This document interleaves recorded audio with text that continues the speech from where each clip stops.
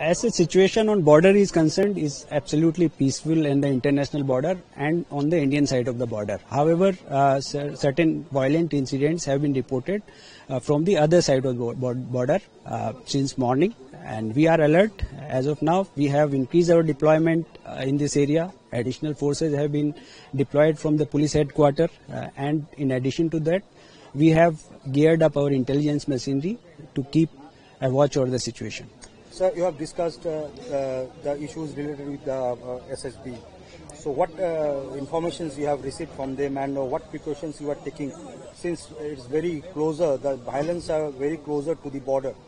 Since SSB is the border guarding force, and this meeting was basically to have a very close coordination with the SSB. SSB will be working in close coordination with them, and they have also increased their foot on the ground in this area. Okay, and thirdly, sir, the movement is totally restricted right at this moment. So when it will be resumed? Is there any chances? See, as you are aware that the Immigration Customs Office on the other side of the border has been attacked, and as such, as of now, it is not functioning. So there have been temporary stop of movement in this border, but once it will start, then as per the order of the government, as per the order from the central government, we'll take action.